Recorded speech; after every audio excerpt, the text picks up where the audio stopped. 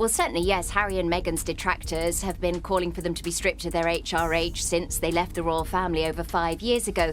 But those calls seem to be growing louder and from a more widespread community. And I think that's partly because of this interview over the weekend, which has actually backfired spectacularly on Prince Harry. I think people are starting to lose patience and certainly lose interest in his many, many court battles. But also because last week it was revealed that Meghan has been using this HRH in a private capacity. There was a Prince William, he's reportedly furious after it emerged that Meghan Markle is still using her HRH title despite agreeing to drop the title when the Sussexes left royal duties. How is Will planning to deal with this? Yes, you're absolutely right. I think Meghan Markle has been very brazen recently with the use of the HRH. Now, royal fans will know in 2020, during the negotiations for Harry and Meghan to leave royal duties, it was agreed with Queen Elizabeth. Breaking right now, an astonishing plot by Prince William to finally deal with Prince Harry. Grab your teacups because this is the kind of royal drama that makes Buckingham Palace tremble. Prince Harry, yes, that Prince Harry is standing on the edge of a royal cliff. And honey, the winds are not in his favor. Parliament isn't playing nice anymore. They're coming for blood. His royal title, hanging by a thread. And Meghan, not even she can swoop in with a California rescue plan this time. Is this truly the final chapter in the messy fairy tale that was once the Sussex dream? I would be bringing my wife and children back to the UK at this point. I would love reconciliation with my family. There's no point in continuing to fight anymore.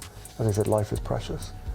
I don't know. He used to be the cheeky red-headed darling of Britain, the son of Diana, the Queen's pride. But now, he's dangling like last season's royal tabloid. Prince Harry, once a symbol of the monarchy's future, is facing a savage takedown. Parliament is done whispering they're out for the kill. The Duke of Sussex title on the chopping block. His Royal Highness, 1 foot out the palace door and begging not to be kicked. This isn't a polite tap on the shoulder, it's a full-on royal undressing. Political sharks are circling, headlines are slashing, and the palace is colder than ever. Even the most loyal Brits are muttering about time. Doesn't he? I actually feel, for the first time, a bit sorry for him. He's so lost. He's deep down in that burrow, isn't he? It's sort of hard to retrieve yourself out of that. Well, that interview sparked widespread backlash. And it's not just behind closed doors anymore. The House of Lords is ablaze. They're calling it the Sussex Strike. A formal petition is storming its way to the top, demanding that Harry be stripped of his dukedom for turning the royal family into what critics call a Netflix circus. And guess what? The public is eating it up. The Conservatives are loving it. The Liberals, even they're raising an eyebrow. It's not if, it's when.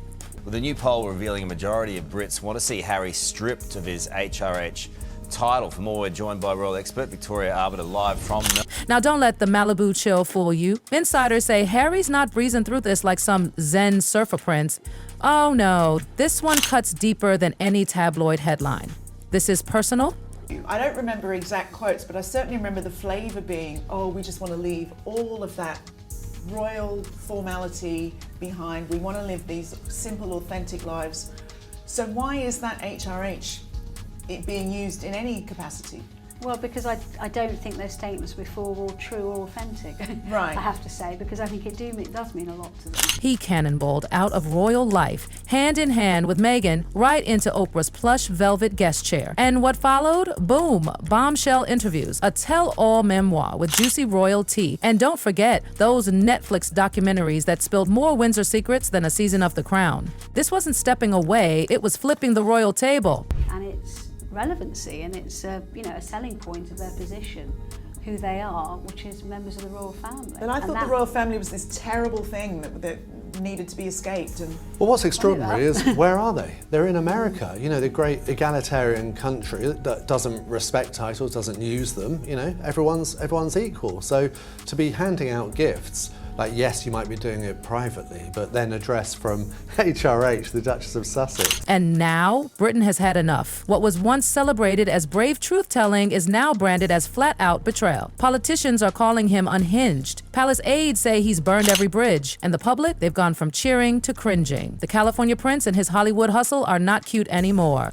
Therein lies the million-dollar question, Sarah. It's a lovely idea. I think most reasonably minded people would like to see a family reconcile, particularly in the wake of King Charles's health struggles. But at this point, I just don't see how it could happen. Even in the interview, there was one point after Harry had made some really quite startling claims. He even suggested that there are dark forces at play that want history. So strip away the titles, and what do you have? A prince with no palace, no duties, no homecoming. It's a royal fall from grace, and they're letting it happen in public, something the firm rarely allows. But with Harry, they're making a point.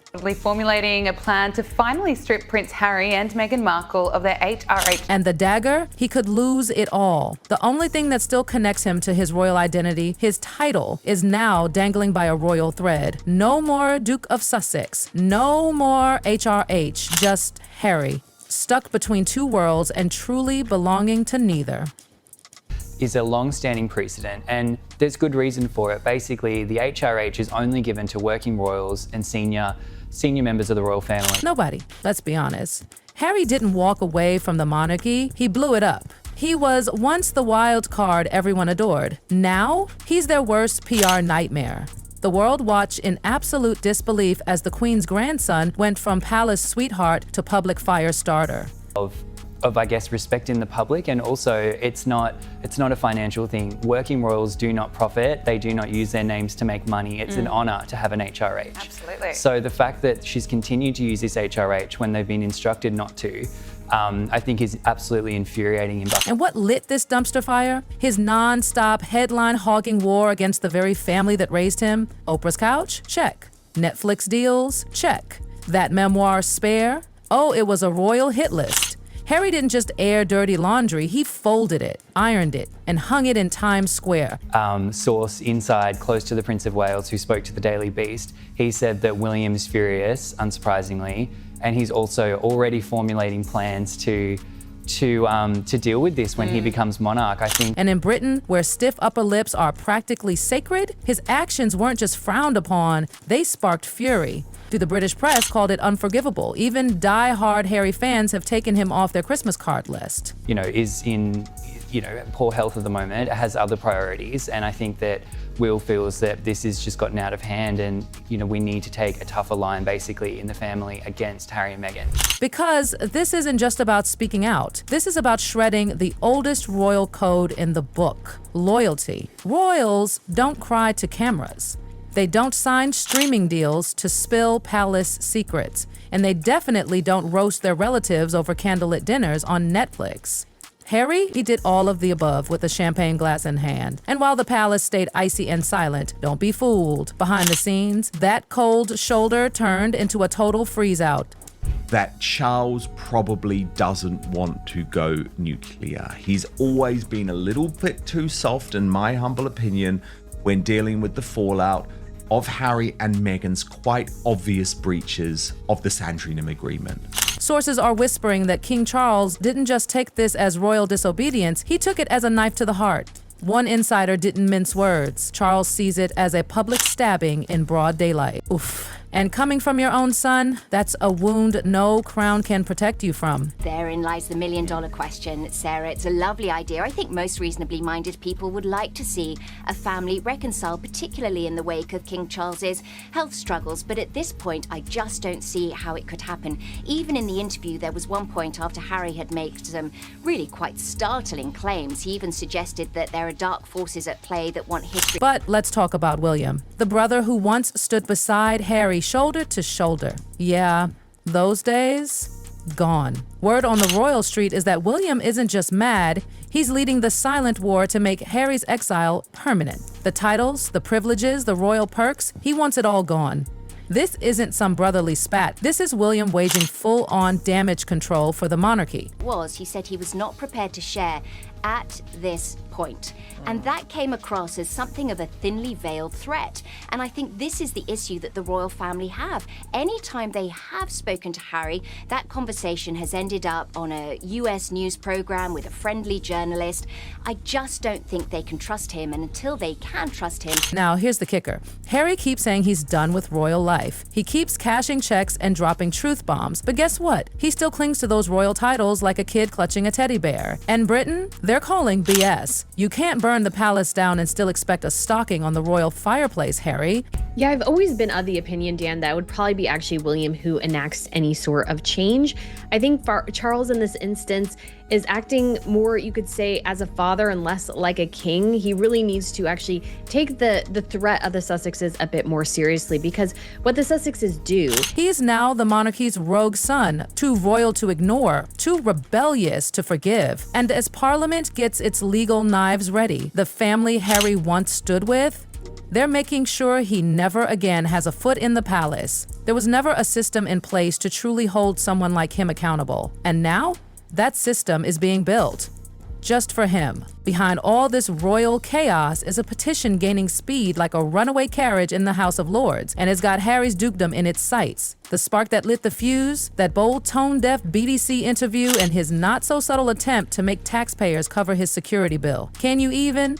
And while Harry's throwing tantrums in Montecito, Meghan's over on Instagram like a hype queen, drumming up support and flashing that HR and the divide between them and the firm? Yeah, it's become a royal canyon. The truth? Harry still wants to be a royal, just not the kind that follows the rules. MPs and voters are calling it what it is, delusional. You walked away, Harry, so why are you still wearing the crown on your branding? And Meghan, critics say she hates the monarchy but clings to the titles like they're the last Birkin bag in the boutique, still signing off emails and gift baskets with Her Royal Highness. Honey, the delusion is royal-sized. Polls, they're brutal. Nearly 2/3 of Brits want them stripped of their HRH titles. Not just a little punishment. They want a clean break. From left-leaning youth to old-school Tories, everyone agreed. Harry and Meghan went rogue, and now they need to pay. And Meghan? Silent. Not a peep at Harry's court cases. No comment about that mess of an interview. No response to the security scandal. But silence speaks volumes. And the public's picking up what she's not putting down. The message?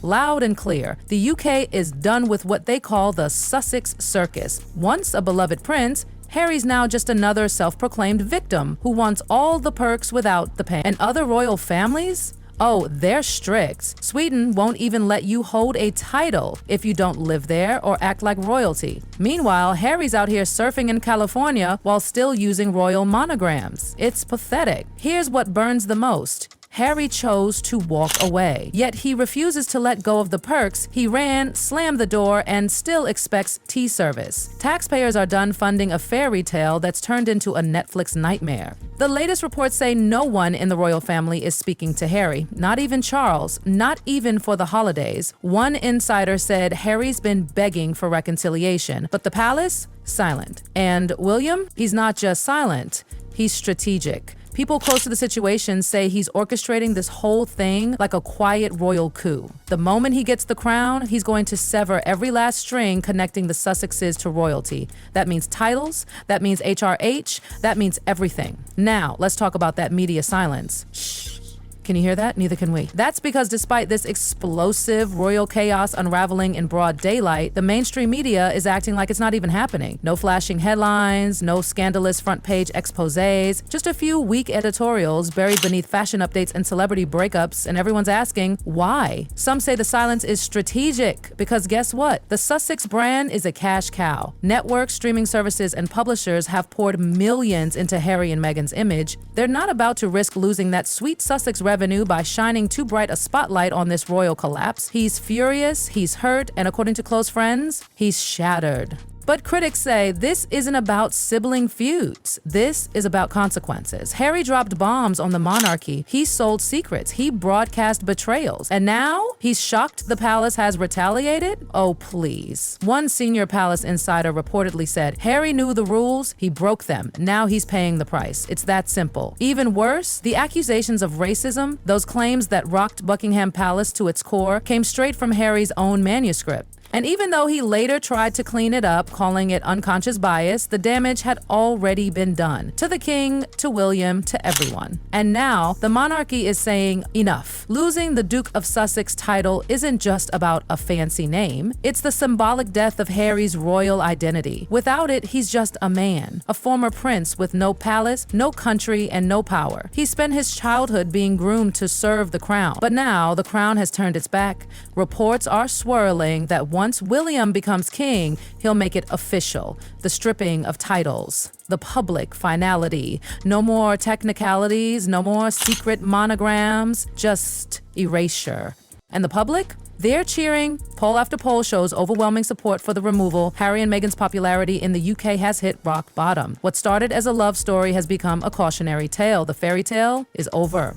And Meghan, her silence is deafening. Her absence from Harry's court hearings, her total disengagement from the BBC fallout, her refusal to make public statements, it all points to one thing: self-preservation. And the palace, they're using her silence as fuel, as proof that the Sussex narrative has fallen apart. In Sweden and other monarchies, there are rules. If you don't live in the country or act like royalty, you lose the privilege, period. And now, Britain's following suit because Harry and Meghan's royal posturing, while simultaneously cashing in on anti-police rants, is seen by millions as a slap in the face. They claim to hate royalty, but they sell books, sign deals, and ink contracts because of it.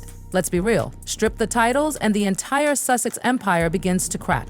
The Archewell Foundation might struggle to stay relevant. Their Hollywood glow might start to dim. Because without the crown, they're not rebels, they're just influences with a tragic backstory. And that is not a sustainable brand because in celebrity culture, legacy is currency. And without titles, without HRH, without that royal gold dust, Harry and Meghan risk becoming exactly what they claim to despise, a brand clinging to nostalgia. One former royal advisor said it best: they're not selling themselves, they're selling what they used to be. That's why this campaign to strip them of everything isn't just personal, it's institutional. It's about preserving the monarchy before it becomes reality TV. And Harry, according to sources, he's spiraling. He misses his family, he feels blindsided. He never imagined they'd go this far. But the palace? They're not blinking, not this time. The curtain is fallen, the crown is slipping. The bridge is collapsing. And now the world is watching, popcorn in hand, as history writes its final verdict. Prince Harry, the boy who once symbolized the future of the monarchy, now stands on the edge of royal extinction, not as a working royal, not as a proud outsider, but as a man who may soon be legally erased from the family ledger. And when the titles are gone, the golden sheen will go with them. The Sussexes, once the most talked about duo on earth, could become a cautionary tale of what happens when royalty becomes rebellion and rebellion goes too far. So now, one question lingers: what becomes of a prince when the palace finally turns its back?